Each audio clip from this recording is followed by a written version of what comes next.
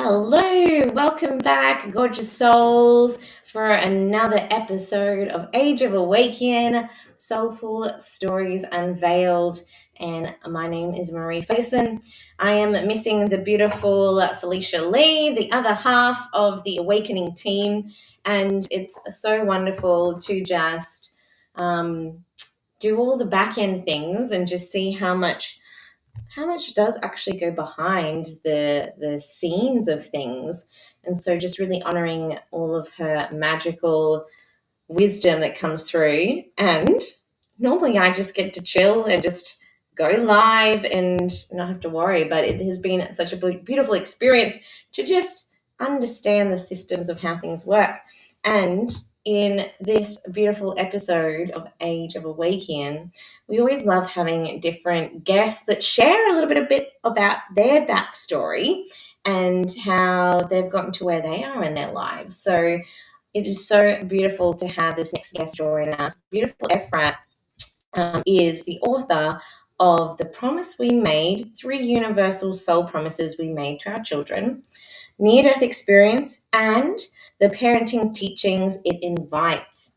She's a mother, a wife, a daughter, a friend, a writer, a cosmic journeyer, and a shamanic energy healer and healing practitioner working mainly with children, teens, parents, and families, guiding spiritually aware families worldwide. I really love that, and I love that Ephrat is here, and we had the pleasure of working with her at our recent Mum Summit, which was so beautiful in October, and it's so wonderful to have her join us. And I'll just bring her into the stream. Welcome, Ephrat. Hey Marie, thank you for having me. It's wonderful to talk to you. Oh, so beautiful. And I love that we get to connect with people around the world. And you're all the way tuning in from Israel, and it's the morning for you, it's the evening for me. And it is so wonderful that we get to connect with, just amazing like-minded people. And before we get into a bit of your story, how was your experience with the Mum Summit? Speechless. When moms get together, we can either go into chit chat and complaining about all the little things that we have to do and the busy lives and the full lives, or we can take that deep breath and tune into the wisdom, the insight, the depths of the journey motherhood invites us to. And I was, every talk, every conversation, every panel was so deep. I really admired the two of you of how you led this together with amazing Shika. I think that I feel that when, as moms, as humans, not just as mom, when we are reminded of the deep wisdom we all walk with, we just need our buttons of reminders to be pushed. Magnificent things happen, and that's what I felt with the Mom Summit. It was really wonderful. I'm grateful for the opportunity to have been part of it. Thanks. Oh, thank you for joining us. And it's so wonderful when women connect, when mothers connect. And we also had just beautiful women as well that weren't mothers but work with mums to share their insights. And we just had our beautiful youth summit where we had mums and coaches and facilitators like yourself and young people. And I know that's a passion of yours, changing the lives of the children and the children's and teenagers around you with families. What, I suppose, inspired you into this work with working with families and bringing the medicine of what you have learned in your life into what you do now? So for the listeners, maybe just share a little bit more about the work that you do and I suppose what inspired you to get into the shamanic world and into the energy and conscious awareness healing modalities? So maybe I'll start at the backstory briefly. When my babies were when my daughters, they're now teens, they were babies. My first was a little over 3, and the twins were 13 months old. I was involved in a fatal car crash and had a near-death experience. A long process of recovery and integrating the doors that opened to other dimensions. I was always intuitive as a kid. I always had those doors open, but I never went in. I was ignoring my own abilities, who I am, and like so many of us do. And when I was recovering and integrating, my one motivation was being a mom to my daughters. And as all the elements of the recovery and integrating were weaving together, I realized that when I am true to my essence, to my deep, deep, deep subjective, it's a subjective truth, my own subjective truth, but when we align with our deep truth, our real soul truth is we all meet at the same truth, the universal one, the oneness, or the knowing of oneness. I think that's a better description of what we can experience in our human form. Um, and if when I'm feeling aligned to my truths, I'm feeling like I felt in my near death experience. That was for me, I'm really like jumping the pieces, but that was for me a way to, one, share with my daughters that profound love and expansion and acceptance that I felt during my near death experience. And it was also a way for me to realize that my role as a parent, we have many roles as our guides here on earth, but the leading one was to create the conditions that they, each one of them, even the identical twin, they need different conditions.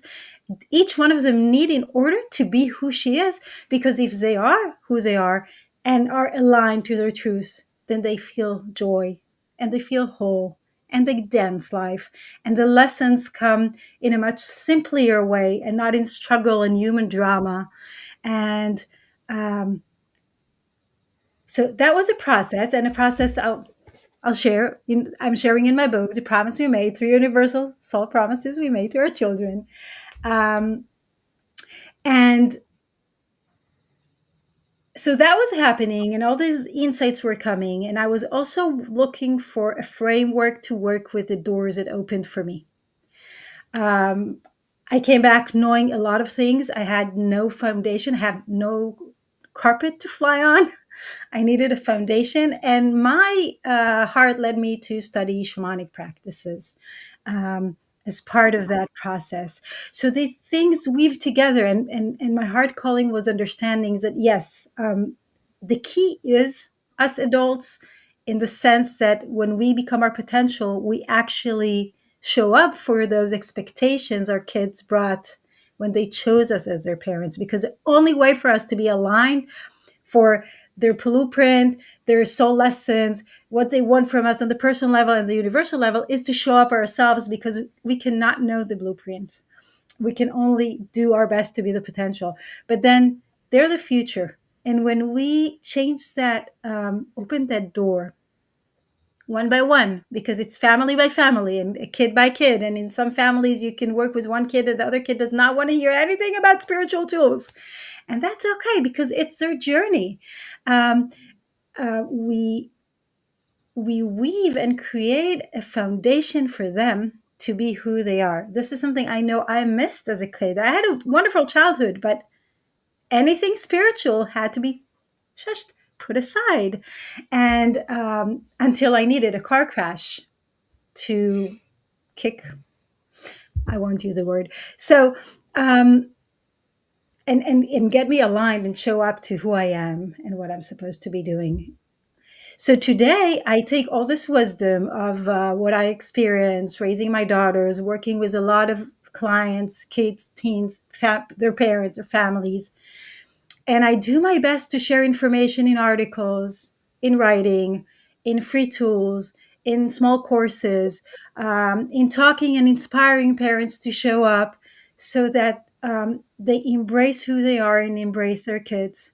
There are a lot of simple energetic tools. We teach our kids they need to brush their teeth, and it's better to go out with your hair brushed, and you need to shower, and maybe we also teach them to eat healthy. That does not happen in all families, but we guide them on how to care for their vehicle, their physical vehicle. We guide them on how to socialize, again, hopefully. Um, and we ignore the energetic aspects. We're energy. And so I'm trying to provide those tools and perspectives to parents, and especially parents to sensitive kids, spiritually aware, that need guidance and really need their parents to awake, because otherwise they shut down. And we need their blessings. They bring so many blessings. So yeah, that's like I don't know if it's a short, long summary, interweaving of who I am, how I got to do what I'm doing, and where I am today. I love that. I do like to give loaded questions that have multiple pieces, but I love, that it's interesting. I know you don't want to say how spirit had to kick your butt to actually get you to awaken, and it's almost like when people use that analogy, the feather, the brick, the truck, and it's like sometimes the little pieces, like the feather, may trickle you into go, hang on, think about this, be aware of this. And if that's not coming through, then the brick might come, or it's like, hang on, it's a little bit more. You got to listen, you got to tune in. And then sometimes if we're just like really not aware, then the truck's going to hit us. And sometimes people literally have those really big moments like yourself, where it's like, okay, let's get you really awake and aware, because that's going to be the quickest and most aligned way to move forward, to integrate all the knowledge. And you remind me of another beautiful friend of mine in the US, and he had a near death experience. And again, the angel wisdom started just coming online, and he now paints all of these beautiful codes, and the angels share the colors, and it's channeled, and he works with children. Anyway, this beautiful piece, but it was like his son that was like, oh, that this is this angel, or this, and then that connection with the near death experience, the artistry of the creative part of the passion of the soul, and his son going, hang on a second, this is here, and connecting the dots. And we forget that our children, like you said, who are very spiritually aware, they're born aware, and they're born, like, more and more kids are just born remembering. And Exactly. this day and age now, I thought I turned it off. Apologies. It is off. Just keeps popping through. And they are reminding us as the bridge makers, as the mentors, as the parents and the guides, to quicken up, because they actually need us, to help bridge the gaps. And like you said, our parents, when we choose to come into this life, our parents also, even with the hardships and sometimes the trauma and sometimes the challenges, alike with that, the gifts and the blessings are there too. And it's for us to discern how to utilize that and clear and purify the lineage and the lines, so that our children, our children's children, can do what they're here to do, which I think is really powerful. And so with the shamanic side of wisdom that you were drawn to, and understanding more about like lineage, like, and I talk about this, I'm sure you do too, particularly when we think about the matriarchal line. You've got your grandmother, you, and your daughter, grandmother, your mother, and you, and then it's like your mother, you, your daughter, you're all epigenetically linked. And so when we think about the trauma, the blessings, the gifts, it is so aligned when we notice these threads that are required for us to face and choose to clear or not clear, because everything is free will, and to become aware of the power that we have as women, and not only to, I suppose, invite the teachings, the learnings, the gifts to our girls and our daughters, but also our sons. So I'd love to hear your wisdom, Ephrat, with this piece around lineage work and why it's so important for us now as women, as mums, to, when we're aware, choose to choose ourselves and choose self-love because of the impact that it has. I think that my experience with lineages, and I find that it doesn't really matter if it comes from our mom's side, our father's side, if it's with a feminine energy or a masculine energy, it's all mixed anyway. I like the guiding question of, is it mine or is it not mine? And we often notice pieces that we behave, we act, we think that apply to how we parent, if that's my focus. And we say, wait a minute, that's not mine. That's not who I am in my essence. Now, if we don't have any clarity, then we're not in that stage that you're talking about. We're not in awareness. But once we are aware, those little details reflect that we are carrying a tradition, let's call it, and a tradition can be really positive and can also be very limiting. Any belief, even the positive ones, are limiting us in a way. And we need to ask, does that serve who I am, the potential, the essence that I wish to be walking? Does that serve my kids?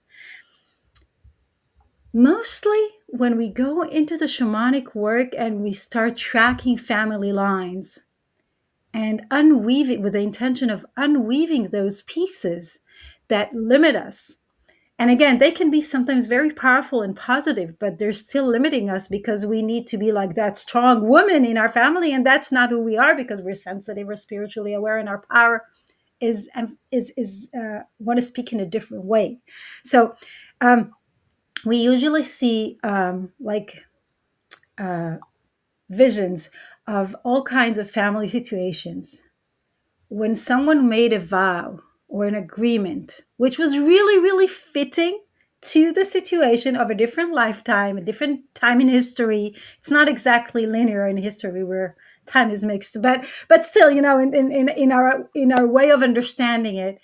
And what I feel that the emotions that usually comes to me when I witness that is compassion, because we suddenly understand that even that all kinds of contracts went down along the family line because it was very fitting for the time that contract was made. But it's not ours, and it's not right for our time.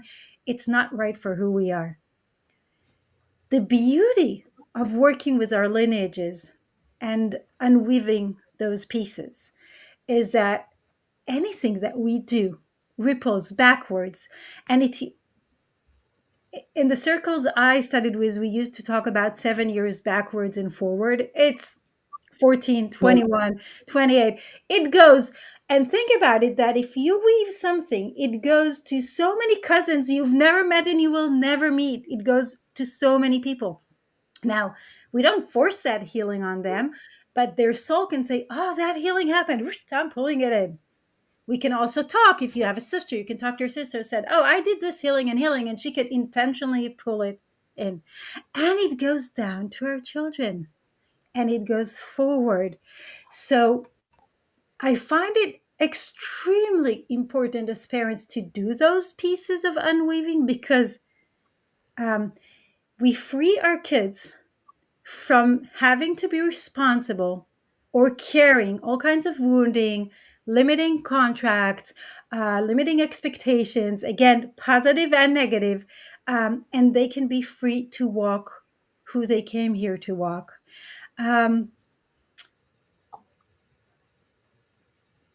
It's essential that we do that. And in every family, there is that one person, sometimes more than one person, and it's often the sensitive ones, that bring as part of their mission a mission to clean the lineage. Mm. We feel it in the quickening times, in the transformation happening. we're not living the same life in terms of pace and healing possible that our parents did or our grandparents did. Something is much faster. Something is happening. Lineages need to be cleared. So we have those figures in our family. Now, in your family, it might be you. I know I have that part in my family, but I'm not the only one. But if I won't take that responsibility that I came with, because limiting internalizations of all kinds of perceptions I collected, and we all do, it's impossible not to collect them, but we do need to be as aware as possible and unweave them. Then my daughters, one of them or all of them, will have that responsibility. That means that instead of walking their path, they'll be walking the lineage path in order to unweave. And when we don't show up for that, oh, the kids know how to bring triggers. They know how to escalate things. So we will notice so that we will have to show up. But when we show up early, things don't have to escalate. And then the flow is so much different. Yeah. Wow, there's so much beautiful insights in there, and my brain was like triggering just so many different parts.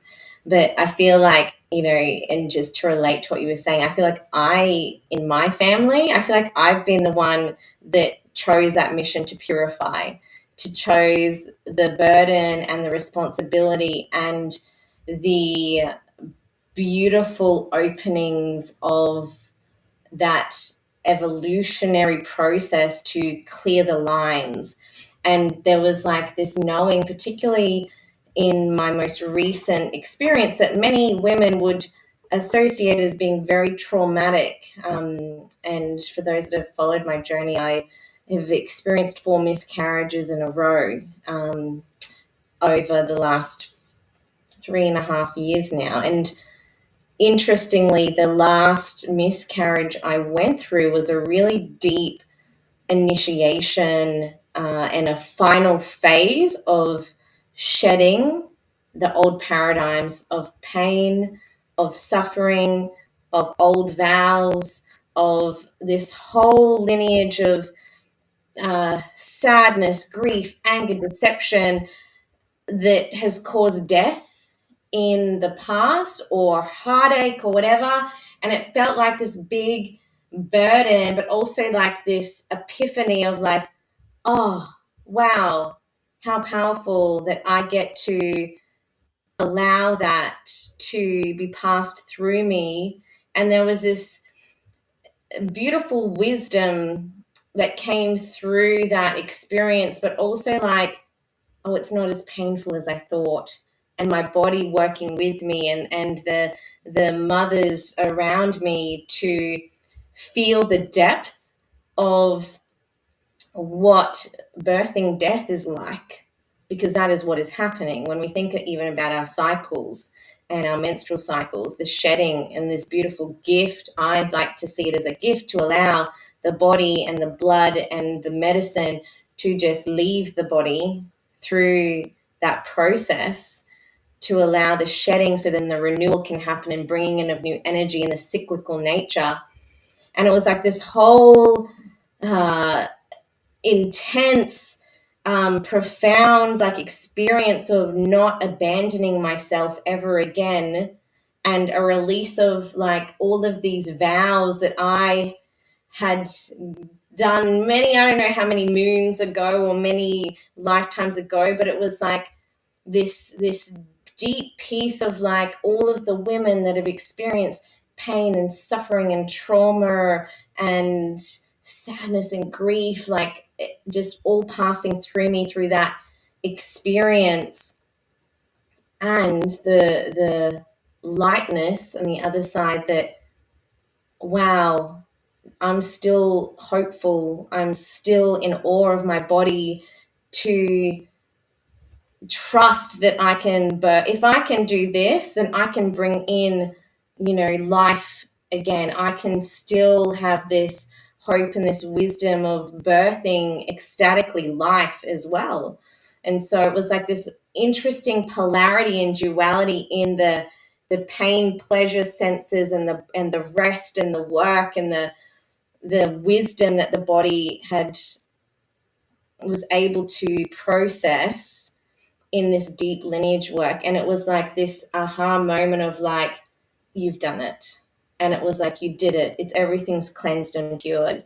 And people, you know, may think I'm crazy or whatever, but it doesn't matter.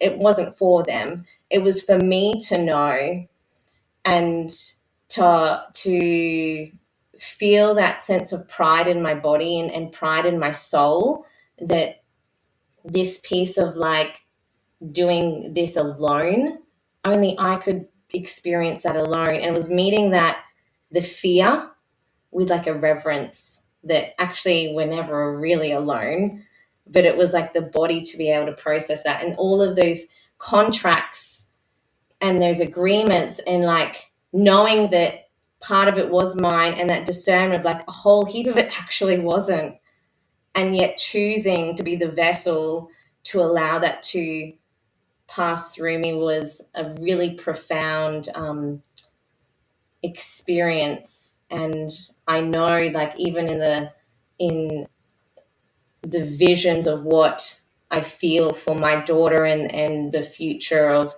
her lineage or whatever is meant to come, that that work has been done energetically. And so I navigate my relationships with my mother, who's Filipino, the cultural pieces, the parts that are still in the physical, with just compassion, like you were saying. So my next question now is like, when people go through a process of like really conscious awareness, or have these moments of like, yes, we've done the work, there's always still more to do, but there are moments in our lives where it's like, actually that milestone was for you. But when parents reach that, or noticing that the children or teens have these milestone moments, but yet they are dealing with family members who are still in the old ways of thinking, being, old paradigm, in this physical 3D world, and they're kind of walking between 3D, 5D, you know, whatever, past, present, but they're still dealing with some of those traumas. What's your advice, I suppose, for the kids and the teens, or the parents who have grandparents or other family members that are just like stuck in those old ways? Before I answer your question, let me just stop for a moment and honor your journey, because it's profound, and I admire you for, and I'm grateful for you for sharing it, because women need to hear your story. So many women experience miscarriages, and interestingly, and your story really shows that sometimes the miscarriage is another soul, another being coming and taking away. That's exactly, they're collecting the densities, they're collecting everything that needs to be healed, and they come for a few weeks. And they don't come for, that's the intention. That's the whole intention for the first place. And for us in our human journey, it's painful. It's really, really painful. But so many women experience this. I'm not sure of the percentages, but it's one stage or another. So I want to honor you and express my gratitude for you sharing it. So I hope for that. Thank you. As for your question, I think that those gaps are one of the greater challenges we face as we try to walk our truth and the high frequencies we know that we are, both as individuals and definitely as parents. Um, as I was integrating my near death experience and starting to align my energy, I found that some of my friends stayed with me and others had to walk away. We departed. And at first I had those arrogant feelings, oh, I'm walking forward. No, I was walking forward in one way, and they were walking forward in a different way. So we needed to depart for a while. Some of them continued on, and they're amazing beings as they are, but in a different way that I am choosing to be. But their frequency is high. When we meet here and there, it's like, wow, what a journey they've been on, what a journey I've been on, but it's different. And some of them came back to my life in surprising moments, but because the frequency aligned again. So we never know. It's like we think someone is not working. We think we are changing our frequency. We are in a process, and there is always a process. We're always growing into our knowing of oneness and our potential, and becoming co-creators. And others are doing it just in other ways.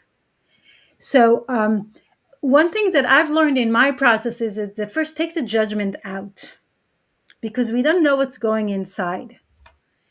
And then there are those family members that are in, if it's in a good way, they're just being who they are.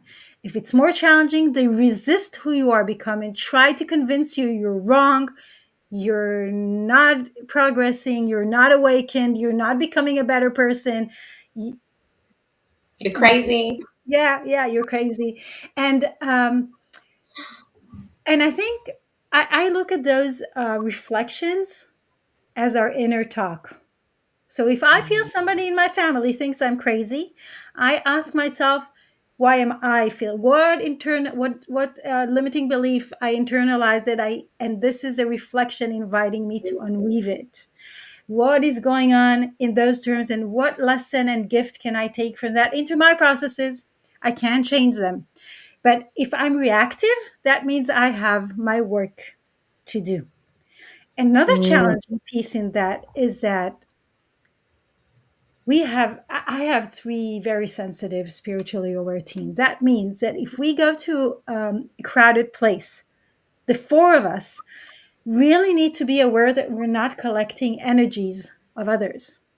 So we know how to put our protections, and we know how to clear immediately as we leave somewhere. So it's part of our our routine for the four of us. My husband luckily doesn't experience it as we do, but and when you feel and the greatest affinity or magnet is caring. So if we meet family members that we care about, but they collect energies, dense energies, and they don't do their work, and they don't want to do the work, they have, or for whatever reason, that means that just by our care we'll collect their energies. And I find that very, very, very challenging for many mm, families I work with. Those pieces of, you can choose to meet with one type of friends and not with others. You can choose where you go to. You can make a lot of choices, but at least definitely for us, we're in a very collective, family oriented society.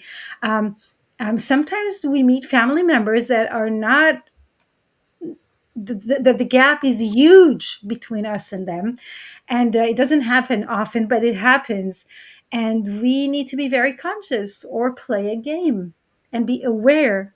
And I find it, I from a very early age, as soon as I woke up and became aware of all those elements, I would tell my daughters, we're playing a game now, so that they would not think that they're doing anything wrong, and would understand that it's this type of situations. There are all kinds of beings. This is a situation we need to come forward to as a family. I can't leave you home with grandma, and just know that you're all okay. And the fact that other things and comments and cynical comments and horrible, you just need to breathe into it and just push it away. Don't let it go into you. And it's not easy. It's not, mm, but uh, and some people, I have families that I've worked with for a long time. They just they cut all of the connections. They just cut all the connections because it was so negative. They see the family once a year for a few hours, and they schedule a session with me after those few hours ahead of time, so that we would just cleanse everything and make sure, because it's very, very violent. Not physically violent, but the energy is violent. So I think it's very, very, very tricky. And mm. we came here to be who we are. That means that we Yeah. need to create ourselves those conditions. And if someone is not good for us, don't be there. If you need Wow. to have routines to cleanse yourselves and find cleanse, know how to cleanse your kids, know teach them how to cleanse themselves, how to put boundaries if needed, um, and but stay aligned to who you are. Stay Mm, aligned to who you are. The price um, of conforming to what other people think is right is always too high. mm, It's too high, not just for ourselves. It's too high for us as humanity, because humanity can become the kind and compassionate and loving essence we each are at our seed. It's mm, it's where we take it. So when we confirm, we're playing the game that is contracting humanity instead of expanding it. So it's true for us as individuals, and it's true for us as part of something so much greater, and a vision we're both holding, and many others for a different humanity. So, and jump between your pieces, but I hope that Oh, answers yeah. it. It was beautiful. And I love the threads that you've shared in there. And even like just when you were sharing about the grandmother, like my beautiful mum, Filipino, I've grown up as Australian, so I've been in the gap. And then my daughter, interestingly, before we jumped on, I picked her up and there were tears, and it was like, Lola said these things to me, and I'm not that. And she's 8. And so her being a projector, and she absorbs a lot and she takes things to heart very, very easily, and is a very sensitive, fiery, she's redhead too, little being, but super, super, like, her energy is so strong. But it's just reminding her that, you know, it's okay. You just don't need to listen. It still hurts, when you hear family members say horrible things to you. And it's not okay. But then it's like just bridging those gaps of the conversations of like, Lola does love you. However, she's only just saying these things. And it's interesting because she was acting like the child mummy. And I'm like, I know, and it's hard sometimes because families can do that. But even what you were saying before about just sometimes people do need to cut cords. I know quite a few friends and other family members that just can't speak to certain members of their family because of their boundaries being crossed, and knowing and honoring like their energy, I think, is really important for us to discern. And I think sometimes in the spiritual world, whereas like you got to fix the relationship, you've got to heal that, and sometimes you actually don't. You need to honor that person's, like you said, their boundaries and their energetic knowings for them to be who their truer selves are. And But yeah, I it's would really, add, yeah, I would yeah, add that it's if that's what right for you, that's amazing. But do solve the relationship within yourself. It doesn't mean yes, you need to be in touch with that person. Don't meet them or anything. But if you're holding a grudge, if you're holding anger, if you did not forgive, then it will just come back in another lifetime with that yeah, specific soul, or that lesson would come to you with another soul. So, yeah, um, good point. I, we do need. I do believe that. I believe in taking every opportunity we're offered to heal those pieces in ourselves. But that doesn't mean we have to spend time with people that are not doing the work. But we do want Yeah, to do it within ourselves. Again, because otherwise it will come back to us, or if it sits on the lineages, as we talked before, it will come for our kids. yeah, yeah. And then that's work energetically for them to process. And Always. yeah, but beautiful point. I'm glad you raised that. And I think if we're in partnerships with, or we have family members that we can talk to about this, to help them process and find ways to come into that balance within self and those realizations and those reflections, I think that's really important too. So yeah, thank you for bringing that up. And I feel so many people in this spiritual world just can go to extremes sometimes, and and try to, like, you've got to heal it all, or you've got to be fully embodied to do the thing. And sometimes it's like, but we're always embodied in the moment of what we're experiencing. And it's like knowing that wherever you are at is perfect in all of its chaos and divinity and in all of it.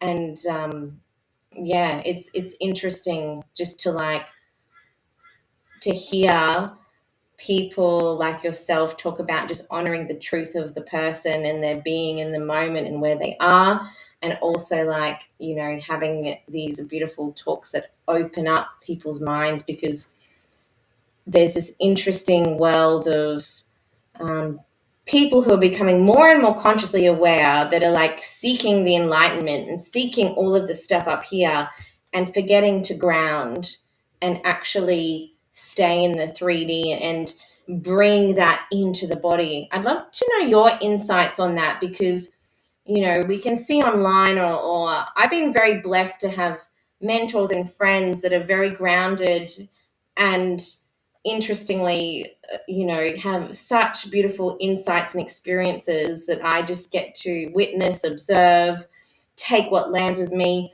But I also see, as the consciousness is rising, there is still, like, this imbalance of people trying to reach this up here and actually not anchoring fully in the body.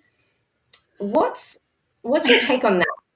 I think that's a really big challenge in how we define spirituality.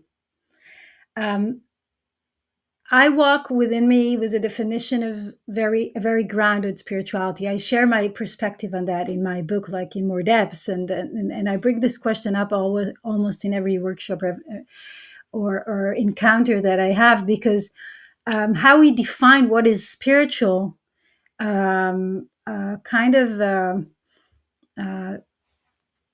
outlines the path, or how we will heal, or how we will choose to walk. And we came here for a human experience. And if we came here for a human experience, we need this vessel, our physical body. And I think the most spiritual thing to do is to be who you are. And who you are is not just that essence connecting to luminosity, which is a lot of fun. It's beautiful. But it is also bringing it down and manifesting it in our human form, nurturing our vessel, and doing what we came here to do. So in my mission, I weave those pieces. But it was at my physical body, which I am very, very fortunate to have been very well fixed after the car crash. Um, it's not what I had before, but it's good. Um, I wouldn't be able to sit and talk to you and be awake and be able to do all the things that I'm doing.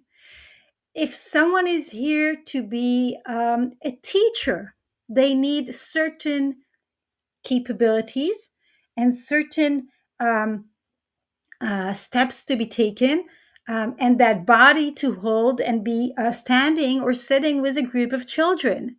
If someone is here to create furniture, then they need that weaving of insight and creativity coming in, and they need those hands and that physical body to be a carpenter, if that's how they do it.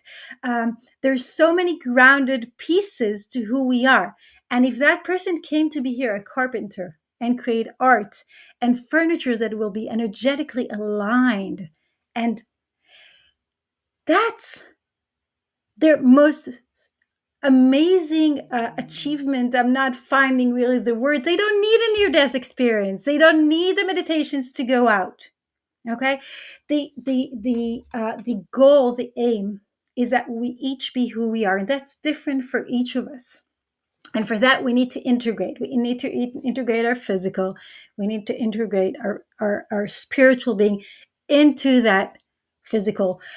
I think that when I look at children, and especially the ones coming, really evolved souls, evolved beings that have never been on earth, um, and they come both pure and carrying all those woundings that they wish for us to heal for them or for others. There is a piece of And a lot of theories talk about this, the piece of connecting to earth, first embodying into the earth, into the ground. Why is that important in young ages? I think it's always important because that's how we anchor our roots in our human experience. This matter is earth. We are nature.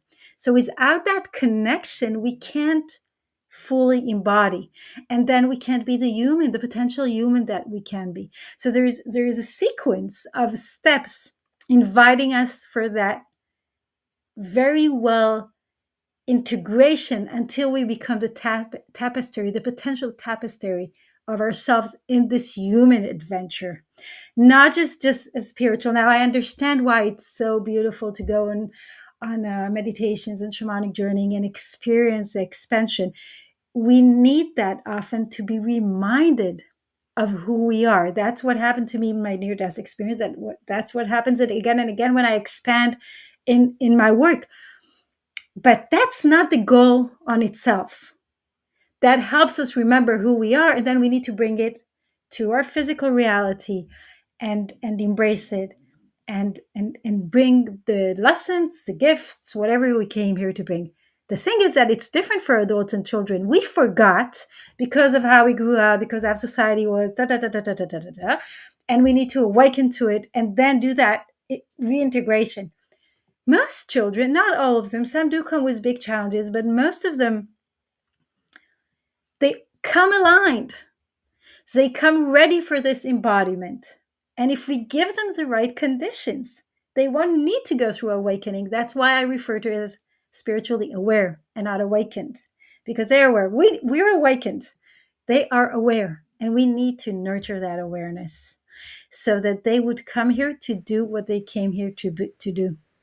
And if you do what you came here to do, sitting in an archive, sorting out books, whatever, if that's what you came here to do, because that's the conditions that going to allow you to walk the most of your past as you wish for. That's the most spiritual thing that you can do. It's not about meditations, journeying, becoming one. It's about being true, aligned. That's spirituality for me. That's not a common definition. But I think this, I wish this would be the directing line in how we go in our expansion of our consciousness. Oh, so profound. And I love that we're ending our beautiful podcast today with this concept that you've shared in your perspective.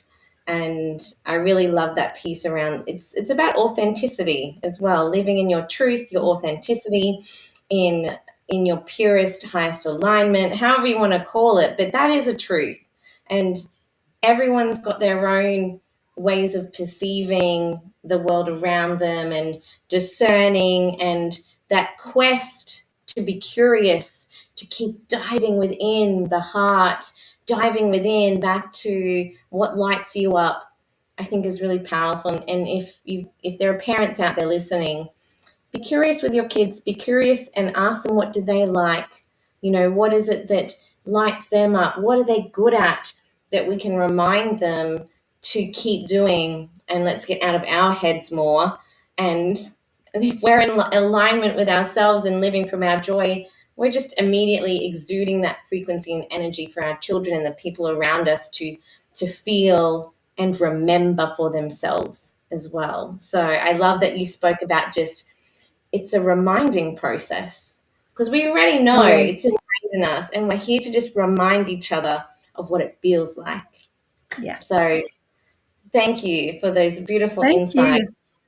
And Efrat, if people want to come and connect with you or even buy your beautiful books, how can they come and find you? I know I've got your details that we'll share later, but just thought we'd share it here. So this is the book, and you can find it at Amazon, on any bookstore. You can order it also to your small bookstores. I'm all for that, and they should be able to order it for you and buy it. And you can find everything, contact info, free resources for parents, a lot of information on my website, which is by my name, www.efratshokef.com. enlightened.com. That's where everything is, and social media links, it's all there. So that's Yeah, the so best way. Yeah. beautiful. And folks, if you have been tuning in also to our summits, you can also catch beautiful Efrat with some of her sessions she shared in the Mum Summit and catch the replays there. So check it out at www.awæcnianacademy.com, and you can also connect with her in our space as well. It has been such a beautiful pleasure, and just thank you so much for your time. And I'm glad Thank that you. things aligned and we got to chat. And I Indeed. love these in-depth conversations, and just I can't do like chit chat anymore. I don't know. I always just go deeper, and it just lights me up to have conversations like this. So I really appreciate your time, and thank you for joining us today. Thank you for having me. Beautiful.